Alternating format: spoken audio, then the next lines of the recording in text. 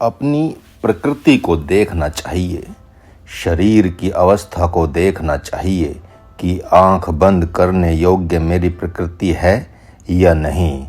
यदि नहीं है तो देखा देखी क्या करना। विचार करके देखें कि यदि आप आंख बंद करेंगे तो विचारों का तांता लग जाएगा और आंख उसी समय खोल देंगे तो 16 आने में 12 आना विचार समाप्त हो जाएंगे।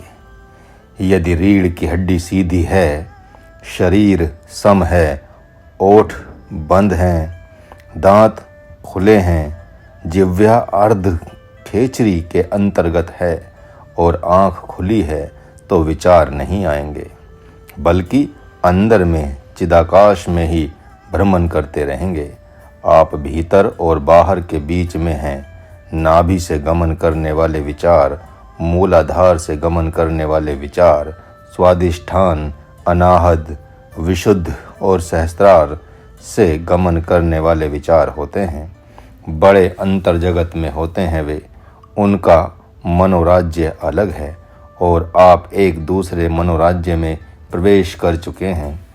आप इस मनोराज्य से अलग होकर खड़े हैं। शरीर को छोड़ दिया है आपने।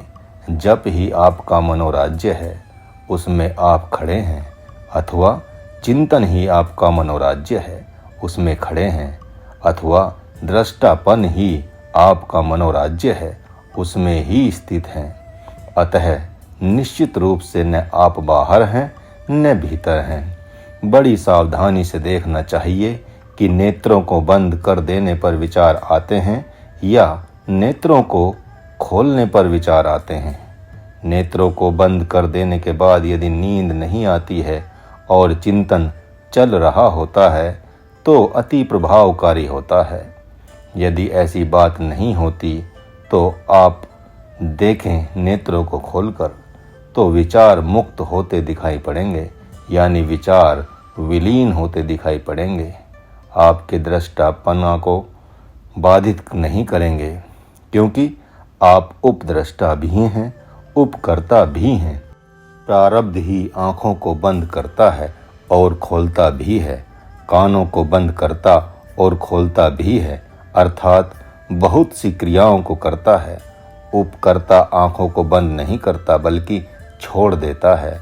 जागृत अवस्था में आँखें खुली हों तब जागृत अवस्था सफल होती है। स्वप्न अवस्था में स्वतः आँखें बंद होती हैं, लेकिन जागृत अवस्था में तब सफल होती हैं जब आप आँखें नहीं बंद करते। आँख बंद करते हैं तो मानो नींद जानती है कि मुझे बुला रहा है, क्योंकि लंबे काल यानी बचपन से आज तक आपने आवाहन किया है कि नींद को बुलाने के लिए और आँखों को बंद किया है। इसी कारण से यह दुर्दशा हो गई है। इसलिए उपकर्ता को भली भांति विचार करना होगा कि मैं दृष्टा हूँ, लेकिन कुछ समय के लिए मैं उपकर्ता भी हो गया हूँ। अतः जिस शरीर को प्रारब्ध ने स्वीकार किया है उसी शरीर को मैं स्वीकार करना चाहता हूँ। शरीर तो अपने वश में नहीं है, यह निश्चित है, लेकिन कुछ आंशिक रूप से वश में होता है। यदि लकवा नहीं मारा है और इच्छा करता है कि हाथ ऊपर उठे तो हाथ ऊपर उठता है। थोड़ा सा संकल्प इसमें काम करता है, लेकिन आधे घंटे के बाद हाथ दर्द करेगा और आप विवश हो जाएंगे हाथ को नीचे करने के लिए, क्योंकि संकल्प केवल आधे घंटे के लिए आपके साथ रहा। उसी प्रकार आंशिक समय के लिए यदि शरीर में रोग नहीं है तो प्रभु से प्रार्थना करके शरीर को अपना यंत्र बना लें। यह भगवान का यंत्र तो है ही नहीं, क्योंकि भगवान शरीर से करता है नहीं, आप भी शरीर से करता है नहीं। जब आप भी करता नहीं है, भगवान भी करता नहीं है, तभी तो प्रारब्ध करता हो गया है, तभी यह शरीर प्रारब्ध का हो गया है, तभी प्रारब्ध बलवान हो गया है। आप या तो भगवान से कराएं या आप स्वयं करें। संपूर्ण शास्त्रों और दर्शनों का यही उपदेश है कि आप प्रारब्ध को छोड़ें और जप तप धारण करें। मन जप तप योग नहीं कर सकता उसका स्वभाव नहीं है। मन भोजन नहीं छोड़ सकता, उसका स्वभाव ही नहीं है, अर्थात प्रारब्ध विषय को धारण किए रहता है। सात्विक प्रारब्ध जड़ समाधि की कामना करता है। इस प्रकार बड़ी सावधानी से चेतन समाधि और चेतन ध्यान की चर्चा करके निर्णय करना चाहिए। जो प्रारब्ध है वह विषय है, उस विषय प्रारब्ध को नहीं देखना है। प्रारब्ध व्रत नहीं करता, मात्र विषय चाहता है, समाधि का इच्छुक होता है। सात्विक प्रारब्ध जो कि सुख और अंतर्विज्ञान के ज्ञान में बांधता है, समाधि का भी सुख होता है, दिव्य स्पर्श होता है, अंतर यात्राएं होती हैं, उसमें बंध जाने से वह निश्चिंतन से विमुख कर देता है। इसलिए अध्यात्म में उस साधक की गति नहीं हो पाती। उपद्रष्टानुमंता च भर्ता भोक्ता महेश्वरः परमात्मेति चाप्युतो दहिस्मिन् पुरुषः परः। वह जो ब्रह्म है निश्चित रूप से इसी शरीर में है। क्रियाओं के माध्यम से उसकी अनेक संज्ञाएं हो गई हैं। जब तक प्रारब्ध के क्रियाकलापों को देखता है तब तक वह उपद्रष्टा कहलाता है। अनुमंता जब सात्विक बुद्धि से निर्णय करता है तब अनुमंता कहलाता है। भर्ता जब वही सात्विक प्रकृति को लेकर सद्गुरु की आज्ञा का पालन करता है तो भर्ता कहलाता है। ब्रह्म सुख का उपभोक्ता होने से वही भोक्ता कहलाता है। महेश्वरः संपूर्ण ईश्वरों का ईश्वर जो प्राण है, उस प्राण पर भी शासन करता है, इसलिए महेश्वर कहलाता है। निष्कामी जिज्ञासुओं की आत्मा होने से वह परमात्मा कहलाता है। आध्यात्मिक शिष्य उसे परमात्मा मानते हैं। आध्यात्मिक शिष्य ही उसकी आत्मा होता है, अतः उसके लिए वह परमात्मा होता है। इस प्रकार इसी शरीर में कर्म के माध्यम से ब्रह्म की ही अनेक संज्ञाएं देखने को मिलती हैं। अच्छी प्रकार से जान लेना है कि एक तरफ प्रारब्ध करता है तब जब आप कर्ता नहीं होते और आपका भगवान कर्ता नहीं होता। जब प्रभु की आज्ञा लेकर आप जप, योग, स्वाध्याय, सत्संग आदि के माध्यम से कर्ता होते हैं तो वह दिन दूर नहीं जब आप मैं अकर्ता हूँ, शुद्ध साक्षी चेतन आत्मा ही हूँ की अनुभूति करेंगे।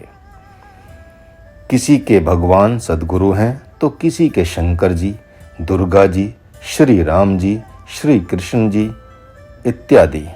जिसका भगवान निकट है उसकी आज्ञा लेकर जो करता है वह दृष्टा ही नहीं होता, कर्ता भी हो जाता है।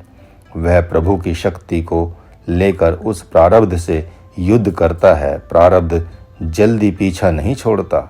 उसको वश में करने के लिए अनेक मुद्राएं हैं, अनेक अस्त्र शस्त्र हैं जो अभ्यास योग नाम से विख्यात हैं। अभ्यास योग कभी तो जप किया, कभी तप किया, कभी योग किया और कभी स्वाध्याय किया। यदि अखंड जप चल रहा हो तो उठते बैठते चलते फिरते भी करना है और खड़े होकर के या बैठकर अलग से भी करना है, क्योंकि चलते हुए जप करने पर आप बात करने लगेंगे। राजसी पुरुषों के साथ तो राजस हो जाएंगे, तामसी पुरुषों के साथ तामस हो जाएंगे। अतः 1 घंटा जप का अभ्यास हो गया तो 2 घंटे और 2 घंटे से 3 घंटे अभ्यास बढ़ाना है। ऐसे करते करते सवेरे 5 से रात्रि 10 बजे तक खड़े या बैठे जप करते हैं, तब अखंड माना जाएगा। यद्यपि 12 घंटे जप हो जाए तो अखंड ही माना जाएगा, लेकिन आप विवश हो जाएंगे 13 घंटे करने के लिए, 14 घंटे, 15 घंटे, 24 घंटे करने के लिए। इस प्रकार आप महात्मा ध्रुव ही बन जाएंगे। चलते फिरते तथा कर्म करते समय राजस प्रकृति रहती है, लेट करके तामस प्रकृति प्रकट होती है। इसलिए कहते हैं कि सात्विक प्रकृति को लेकर जप करें। आपने पूछा कि जप श्रेष्ठ है या चिंतन श्रेष्ठ है? नहीं, दोनों ही श्रेष्ठ हैं। जिसके पास चिंतन प्रकट हो गया उसके लिए चिंतन श्रेष्ठ है। जो ज्ञान योगी हैं उसके लिए चिंतन श्रेष्ठ है। जो भक्त योगी हैं उसके लिए जप श्रेष्ठ है। इसलिए दोनों ही श्रेष्ठ हैं। किसका कौन मार्ग है, विचार करना है। यदि आप भक्ति पक्ष से चल रहे हैं तो आप जप श्रेष्ठ हैं। भगवान के विषय में बीच बीच में चिंतन करना, भगवान के गुणों का स्मरण करना और उनकी अहूत की कृपा का अनुभव कर प्रार्थना करते करते रोने लगना, हृदय गदगद हो जाना इत्यादि, ये सब उन्नति के लक्षण माने जाते हैं। चलते फिरते तो करना ही है। जब तक बैठे बैठे और खड़े होकर ध्यान जप करने की सामर्थ्य नहीं आ जाती, गृहस्थ आश्रम में कर्म करते हुए, खाते पीते, कहीं आते जाते, झाड़ू पोंछा लगाते हुए भी जप तप तथा ध्यान करने का फल मिलेगा। क्योंकि आपने घर छोड़ दिया है, इसलिए आप पर वह नियम लागू नहीं होगा। आपके लिए तो खड़े खड़े या बैठकर ही जप तप करने का विधान बनाया गया है। भिक्षा मांग के खाएं अथवा मिल जाए तो अन्न क्षेत्र में खाएं, आश्रम में मिल जाए तो वहाँ खाएं, अर्थात थोड़ा सा खा करके जप करें। कब तक जप करें? जप करते करते जब भूख से पीड़ा हो रही है, तब थोड़ा इस पेट रूपी थैली में डाल दिया प्रसाद और वह शांत हो गया भूख नाम का देवता। वह वैश्वानर देवता ब्रह्म ही है, वह शांत हो गया। फिर आपने जप किया। धीरे धीरे साल में तो अखंड सुखपूर्वक आराम आराम से जप होने लगेगा और आपको लगेगा ही नहीं कि 12 घंटे कैसे बीत गए।